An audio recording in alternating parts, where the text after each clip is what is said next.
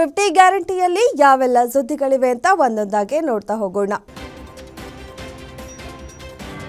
ರಾಜ್ಯದಲ್ಲಿ ನಡೆಯುತ್ತಿರುವ power sharing ಬಗ್ಗೆ ದೆಹಲಿಯ ಸೋನಿಯಾ ಗಾಂಧಿ ನಿವಾಸದಲ್ಲಿ ಗಂಭೀರ ಚರ್ಚೆ ನಡೆದಿದೆ. ಸಭೆ ಬಳಿಕ ಮಾತನಾಡಿದ ಕೆಸಿ ವೇಣುಗೋಪಾಲ್, ಕರ್ನಾಟಕದಲ್ಲಿನ ಬೆಳವಣಿಗೆ ಬಗ್ಗೆ ಸಭೆಯಲ್ಲಿ ಚರ್ಚಿಸಲಾಗಿದೆ. ಆದರೆ ಪವರ್ ಶೇರಿಂಗ್ ಬಗ್ಗೆ ಅಂತಿಮ ತೀರ್ಮಾನಕ್ಕೆ ಬಂದಿಲ್ಲ. ಮತ್ತೊಮ್ಮೆ ಸಭೆ ನಡೆಸುತ್ತೇವೆ ಅಂತ ವರಿಷ್ಠರು ಹೇಳಿದ್ದಾರೆ. ಯಾವುದೇ ಗೊಂದಲ ಇಲ್ಲ, ಕೈ ನಾಯಕರಲ್ಲಿ ಒಗ್ಗಟ್ಟಿದೆ ಎಂದು ಹೇಳಿದರು. ಕಾಂಗ್ರೆಸ್ನಲ್ಲಿ ಇತ್ತೀಚೆಗಷ್ಟೇ ಪವರ್ ಶೇರಿಂಗ್ ಫೈಟ್ ನಡುವೆ ಕೊಟ್ಟ ಮಾತಿನ ಬಗ್ಗೆ ಟ್ವೀಟ್ ವಾರ್ ನಡೆದಿತ್ತು. ಇದೀಗ ಮತ್ತೊಮ್ಮೆ ಸಿಎಂ ಸಿದ್ದರಾಮಯ್ಯ ತಮ್ಮ ಭಾಷಣದಲ್ಲಿ ಕೊಟ್ಟ ಮಾತಿನ ಬಗ್ಗೆ ಪ್ರಸ್ತಾಪಿಸಿದ್ದಾರೆ. ನಾನು ಮಾತು ಕೊಡಲ್ಲ, ಮಾತು ಕೊಟ್ಟರೆ ಮಾಡೇ ಮಾಡ್ತೇನೆ ಎಂದು ಹೇಳಿದ್ದಾರೆ. ದೇಶದಲ್ಲಿ ಕೊಟ್ಟ ಮಾತಿನಂತೆ ನಡೆದಿರುವ ಸರ್ಕಾರ ನಮ್ಮದು ಎಂದಿದ್ದಾರೆ. ಹಾಸನದಲ್ಲಿ ನಡೆದ ಸಮಾವೇಶದ ಭಾಷಣದಲ್ಲಿ ಕೊಟ್ಟ ಮಾತಿನ ಬಗ್ಗೆ ಮತ್ತೆ ಉಚ್ಚಾರ ಮಾಡಿದ್ದಾರೆ. ಸಿಎಂ ಜೊತೆಗೆ ನಡೆದ ಬ್ರೇಕ್ಫಾಸ್ಟ್ ಮೀಟಿಂಗ್ ಬಳಿಕ ನಾಯಕತ್ವ ಪಾಲಿಟಿಕ್ಸ್ಗೆ ಬ್ರೇಕ್ ಬಿದ್ದಿಲ್ಲ. ಮಂಗಳೂರಿನಲ್ಲಿ ಸಿಎಂ ಕೆಸಿ ವೇಣುಗೋಪಾಲ್ 15 ನಿಮಿಷಗಳ ಕಾಲ ಮಾತುಕತೆ ನಡೆಸಿದ ಬಳಿಕ ಡಿಕೆಶಿ ಫುಲ್ ಅಲರ್ಟ್ ಆಗಿದ್ದಾರೆ. ಡಿಕೆಶಿ ಸಿದ್ದರಾಮಯ್ಯ ಅವರ ಆಪ್ತರ ಬೆಂಬಲ ಗಳಿಸಲು ತೆರೆಮರೆ ತಂತ್ರ ಮಾಡುತ್ತಿದ್ದಾರೆ. ಪರಮೇಶ್ವರ್, ಸತೀಶ್ ಜಾರಕಿಹೊಳಿ, ಬಿಕೆ ಹರಿಪ್ರಸಾದ್ ಮೀಟಿಂಗ್ ಮಾಡಿದ್ರು ಮತ್ತೆ ಮುನ್ನೆಲೆಗೆ ಬಂದಿತ್ತು. ಈಗಾಗಲೇ ಈ ನ್ಯಾಷನಲ್ ಹೆರಾಲ್ಡ್ ಪ್ರಕರಣದಲ್ಲಿ ದೆಹಲಿ ಪೊಲೀಸರು ಸೋನಿಯಾ ಗಾಂಧಿ, ರಾಹುಲ್ ಗಾಂಧಿ ಇತರೆ ಪ್ರಮುಖ ವ್ಯಕ್ತಿಗಳ ವಿರುದ್ಧ ಹೊಸ ಎಫ್ಐಆರ್ ಅನ್ನು ದಾಖಲಿಸಿಕೊಂಡಿದ್ದಾರೆ. ಇದರ ಬೆನ್ನಲ್ಲೇ ಇದೀಗ ಮತ್ತೆ ಡಿಸಿಎಂ ಡಿಕೆ ಶಿವಕುಮಾರ್ ಬುಡಕ್ಕೂ ಬಂದಿದೆ. ನ್ಯಾಷನಲ್ ಹೆರಾಲ್ಡ್ ಕೇಸ್ ತನಿಖೆ ನಡೆಸುತ್ತಿರುವ ಪೊಲೀಸರು ಹಣಕಾಸು ವಹಿವಾಟಿನ ಮಾಹಿತಿ ಕೋರಿ ಡಿಕೆ ಶಿವಕುಮಾರ್ಗೆ ನೋಟಿಸ್ ಜಾರಿ ಮಾಡಿದ್ದು, ಡಿಸೆಂಬರ್ 19ರಂದು ವಿಚಾರಣೆಗೆ ಬರಲು ಸೂಚನೆ ನೀಡಿದ್ದಾರೆ.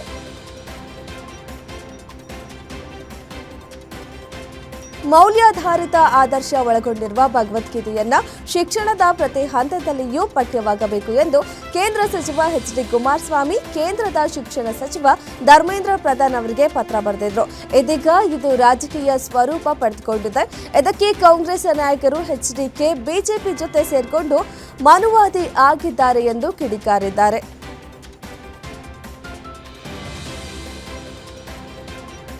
ಇನ್ನು ಕಲಬುರಗಿಯಲ್ಲಿ ಸಚಿವ ಪ್ರಿಯಾಂಕ್ ಖರ್ಗೆ ಮಾತನಾಡಿ ಕುಮಾರಸ್ವಾಮಿ ಪತ್ರಕ್ಕೆ ವ್ಯಂಗ್ಯವಾಡಿದ್ದಾರೆ. ಪತ್ರ ಬರೆಯುವ ಬದಲು ಅವರೇ ಅಳವಡಿಸಬಹುದಿತ್ತಲ್ವಾ, ಅವರೇ ಸಿಎಂ ಆಗಿದ್ದಾಗ ಈ ಕೆಲಸ ಮಾಡಬಹುದಿತ್ತು ಅಲ್ವಾ ಎಂದು ಸಚಿವ ಪ್ರಿಯಾಂಕ್ ಖರ್ಗೆ ವಾಗ್ದಾಳಿ ನಡೆಸಿದ್ರು.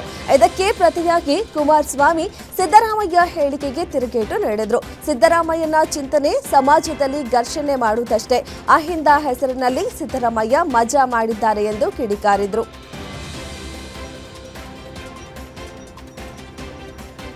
ನಾವು ವರುಣ ಕ್ಷೇತ್ರದಲ್ಲಿ ಎಷ್ಟೇ ಅಭಿವೃದ್ಧಿ ಕೆಲಸ ಮಾಡಿದ್ರೂ ಕ್ಷೇತ್ರದ ಜನತೆಯ ಋಣ ತೀರಿಸಲು ಸಾಧ್ಯವಿಲ್ಲ ಎಂದು ಮೈಸೂರಿನಲ್ಲಿ ಡಾಕ್ಟರ್ ಯತೀಂದ್ರ ಸಿದ್ದರಾಮಯ್ಯ ಹೇಳಿದ್ದಾರೆ. ನಮ್ಮ ತಂದೆ ವಿರೋಧ ಪಕ್ಷದ ನಾಯಕರಾಗಿದ್ದಾಗ ಕ್ಷೇತ್ರಕ್ಕೆ ಹೆಚ್ಚು ಅನುದಾನ ಬಂದಿರಲಿಲ್ಲ. ಆದರೂ ಸ್ವಲ್ಪ ಮಟ್ಟಿಗೆ ಕ್ಷೇತ್ರದ ಅಭಿವೃದ್ಧಿಗೆ ಹೆಚ್ಚು ಗಮನ ನೀಡಲಾಗಿತ್ತು. ಈಗ ನಮ್ಮದೇ ಸರ್ಕಾರ ಇದೆ. ಕ್ಷೇತ್ರದ ಶಿಕ್ಷಣಕ್ಕೆ, ಮೂಲಭೂತ ಸೌಲಭ್ಯಗಳಿಗೆ, ಕ್ಷೇತ್ರದ ಸಮಗ್ರ ಅಭಿವೃದ್ಧಿಗೆ ಶ್ರಮಿಸುತ್ತೇವೆ ಎಂದಿದ್ದಾರೆ.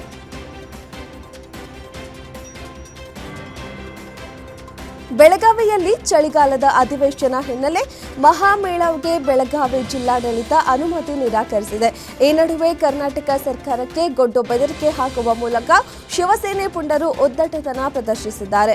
ಮಹಾಮೇಳಾವ್ಗೆ ಅನುಮತಿ ಕೊಡಬೇಕು, ಮಹಾರಾಷ್ಟ್ರ ನಾಯಕರಿಗೆ ಬೆಳಗಾವಿ ಪ್ರವೇಶ ನಿರ್ಬಂಧ ಹಾಕಬಾರದು, ಇಲ್ಲವಾದರೆ ಕರ್ನಾಟಕದ ಯಾವುದೇ ಮಂತ್ರಿಗಳಿಗೆ ಮಹಾರಾಷ್ಟ್ರದಲ್ಲಿ ಓಡಾಡಲು ಅವಕಾಶ ಕೊಡುವುದಿಲ್ಲ ಎಂದು ಬೆದರಿಕೆ ಹಾಕಿದ್ದಾರೆ.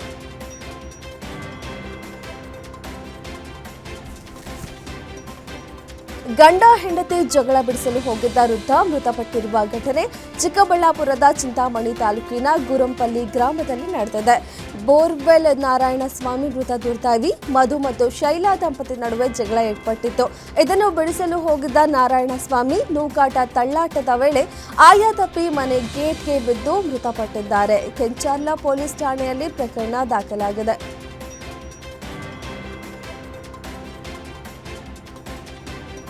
ದಾವಣಗೆರೆಯ ಹೊನ್ನಾಳಿ ತಾಲೂಕಿನ ಸಾಸ್ವೆಹಳ್ಳಿಯಲ್ಲಿ ಶಿವನ ಫ್ಲೆಕ್ಸ್ಗೆ ಬೆಂಕಿ ಹಚ್ಚಿದ್ದ ಸ್ಥಳಕ್ಕೆ ಮಾಜಿ ಸಚಿವ ಎಂಪಿ ರೇಣುಕಾಚಾರ್ಯ ಭೇಟಿ ನೀಡಿ ತೀವ್ರ ಆಕ್ರೋಶ ವ್ಯಕ್ತಪಡಿಸಿದರು. ಈ ವೇಳೆ ನಡು ರಸ್ತೆಯಲ್ಲಿ ನಿಲ್ಲಿಸಿದ್ದ ಹಸಿರು ಧ್ವಜ ತೆರವುಗೊಳಿಸಲು ಪಟ್ಟು ಹಿಡಿದಿದ್ರು. ಕಲ್ಲೇಶ್ವರ ಕಾರ್ತಿಕೋತ್ಸವ ಹಿನ್ನೆಲೆ ಅಳವಡಿಸಲಾಗಿದ್ದ ಫ್ಲೆಕ್ಸ್ಗೆ ಕಿಡಿಗೇಡಿಗಳು ಬೆಂಕಿ ಹಚ್ಚಿದ್ದಾರೆ. ಆರೋಪಿಗಳನ್ನು ಬಂಧಿಸಲು ಪೊಲೀಸರಿಗೆ ಮನವಿ ಮಾಡಿದ್ದೇನೆ ಅಂತ ಹೇಳಿಕೆ ನೀಡಿದರು.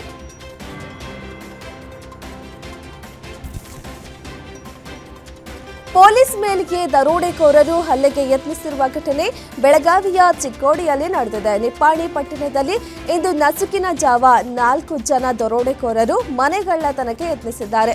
ಕೈಯಲ್ಲಿ ಲಾಂಗು ಮಚ್ಚು ಹಿಡಿದಿದ್ದ ಕಿಡಿಗೇಡಿಗಳು ಪೊಲೀಸ್ ಗಸ್ತಿನ ವಾಹನ ಕಂಡು ದಿಕ್ಕಾಪಾಲಾಗಿ ಓಡೋಡಿ ಹೋಗಿದ್ದಾರೆ. ಈ ವೇಳೆ ಓರ್ವ ಪೊಲೀಸ್ ಸಿಬ್ಬಂದಿ ಮೇಲೆ ಹಲ್ಲೆಗೆ ಯತ್ನಿಸಲಾಗಿದ್ದು, ಎದೆ ಜಲ್ ಎನಿಸುವಂತಹ ಭಯಾನಕ ದೃಶ್ಯ ಸಿಸಿಟಿವಿಯಲ್ಲಿ ಸೆರೆಯಾಗಿದೆ. ನಿಪ್ಪಾಣಿ ಶಹರ ಪೊಲೀಸ್ ಠಾಣೆಯಲ್ಲಿ ಈ ಸಂಬಂಧ ಪ್ರಕರಣ ದಾಖಲಾಗಿದೆ.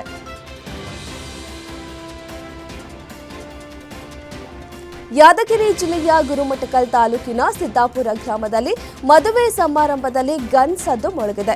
Rowdy sheeter Chandrashekhara double barrel ಗನ್ನಿಂದ ಗಾಳಿಯಲ್ಲಿ ಗುಂಡು ಹಾರಿಸಿ ಆತಂಕ ಸೃಷ್ಟಿಸಿದ್ದಾನೆ. ಸಂಬಂಧಿಕರ ಮದುವೆ ಮೆರವಣಿಗೆ ವೇಳೆ ಗನ್ನಿಂದ ಗಾಳಿಯಲ್ಲಿ ಗುಂಡು ಹಾರಿಸಿದ್ದು, ಕೈಯಲ್ಲಿ ಗನ್ ಹಿಡಿದುಕೊಂಡು ಡ್ಯಾನ್ಸ್ ಮಾಡಿ ಗ್ರಾಮಸ್ಥರಿಗೆ ಭಯ ಹುಟ್ಟಿಸಿದ್ದಾನೆ.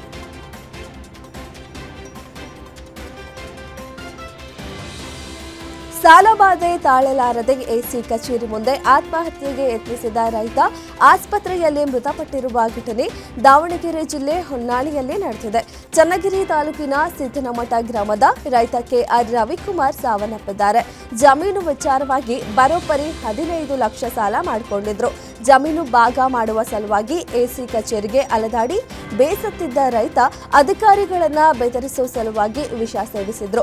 ಚಿಕಿತ್ಸೆ ಫಲಿಸದೆ ಶಿವಮೊಗ್ಗದ ಮೆಕನ್ ಆಸ್ಪತ್ರೆಯಲ್ಲಿ ಮೃತಪಟ್ಟಿದ್ದಾರೆ. ಘಟನೆಗೆ ಸಂಬಂಧಿಸಿದಂತೆ ಹೊನ್ನಾಳಿ ಠಾಣೆಯಲ್ಲಿ ಕೋಟಿ ಖರ್ಚು ಮಾಡುವ ಸರ್ಕಾರದ ಮೊಬೈಲ್ ನಂಬರ್ ರೀಚಾರ್ಜ್ ಮಾಡಿಸೋಕು ದುಡ್ಡಿಲ್ವಾ ಅಂತ ಕಾಫಿನಾಡಿನ ಜನ ಆಕ್ರೋಶ ಹೊರಹಾಕಿದ್ದಾರೆ. ಬೆಂಗಳೂರಿನ ಯಾವ ಪಿಡಿಒ ನಂಬರ್ಗೆ ಕಾಲ್ ಮಾಡಿದ್ರೂ ಸ್ವಿಚ್ ಆಫ್ ಎಂದೇ ಬರ್ತಿದೆ. 6 ತಿಂಗಳಿಂದ ಸರ್ಕಾರ ಪಿಡಿಒ ಮೊಬೈಲ್ ರೀಚಾರ್ಜ್ ಮಾಡಿಸಿಲ್ಲ. ಪಿಡಿಒ ಹುಡ್ಕೊಂಡು ಕೆಲಸ ಕಾರ್ಯ ಬಿಟ್ಟು ಗ್ರಾಮ ಪಂಚಾಯಿತಿ ಕಚೇರಿಗೆ ಬರೋ ಪರಿಸ್ಥಿತಿ ನಿರ್ಮಾಣವಾಗಿದೆ ಎಂದು ಹಳ್ಳಿಗರು ಆಕ್ರೋಶಗೊಂಡಿದ್ದಾರೆ.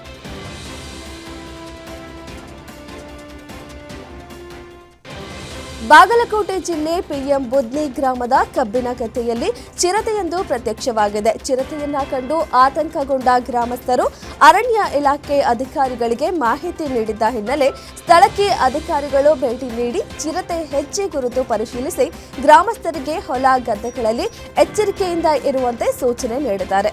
ಚಿರತೆ ಸೆರಗಾಗಿ ಬೋನ್ ಅಳವಡಿಕೆ ಮಾಡುವಂತೆ ಸ್ಥಳೀಯರು ಅಧಿಕಾರಿಗಳಿಗೆ ಮನವಿ ಮಾಡಿದ್ದಾರೆ.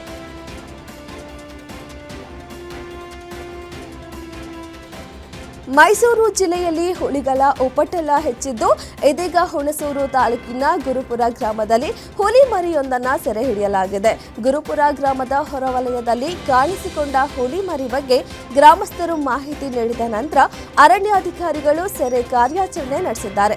ನಂತರ ಸುರಕ್ಷಿತ ಸ್ಥಳಕ್ಕೆ ಹುಲಿ ಮರಿಯನ್ನ ರವಾನೆ ಮಾಡಿದ್ದಾರೆ.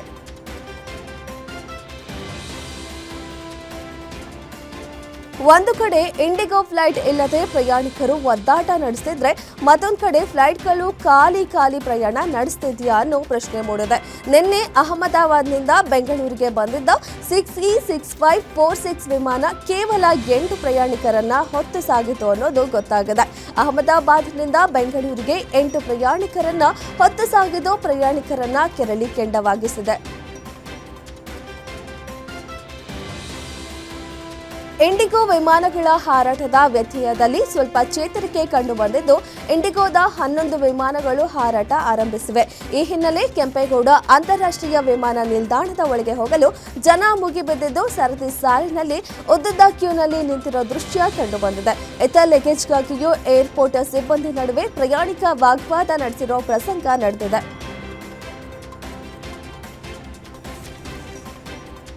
ವಿಮಾನಗಳ ರದ್ದತಿಯಿಂದಾಗಿ ಕೋಪಗೊಂಡ ವಿದೇಶಿ ಮಹಿಳೆಯೊಬ್ಬರು ಇಂಡಿಗೋ ವಿರುದ್ಧ ಆಕ್ರೋಶಗೊಂಡು ಟಿಕೆಟ್ ಕೌಂಟರ್ ಮೇಲೆ ಹತ್ತಿ ಗಲಾಟೆ ಮಾಡಿದ್ದಾರೆ. ಈ ಮಹಿಳೆ ಇಂಡಿಗೋ ಸಿಬ್ಬಂದಿ ಬಳಿ ತನ್ನ ಅಸಮಾಧಾನ ಹೊರಹಾಕಿದ್ದಾರೆ.